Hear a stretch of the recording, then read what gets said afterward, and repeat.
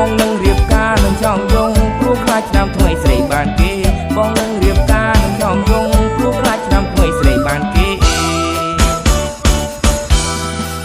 អក្រមុំបងហើយមិននឹកស្មានឡើយតែបានជួបជីវ៉ាអូនគូពេញទេដឹងពីអូនស្អាតអស្ចារ្យបងចង់ប្រាប់ថាបងលងស្នេហ៍អូនហើយបងជីកំកាចាស់ជីតែមិនដែលប៉ះបានជួបពេលមនុស្សស្រីដែលមានមុខមាត់ដូចពេជ្រចរណីឲ្យមានគូរនៅថ្លៃបងចង់សុំរៀបការ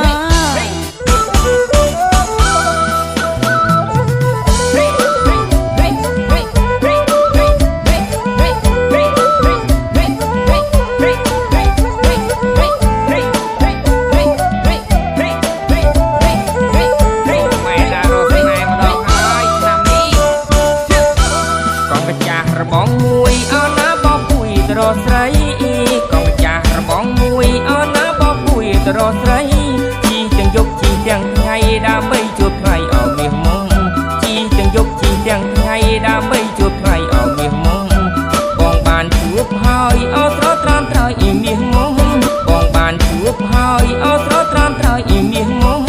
ឃើញអូនលេងរំវងស្រស់កៅឆោមយងល្អដាច់គេឃើញអូនលេងរំវងស្រស់កៅឆោមយងល្អដាច់គេ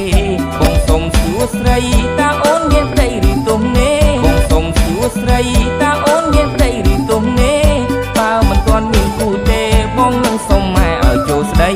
បើមិនទាន់មានគូទេបងនឹងសុំម៉ែឲ្យចូលស្ដីបើអូននាងព្រមហើយអត់ស្រស់ត្រាំត្រអ៊ីមាសងង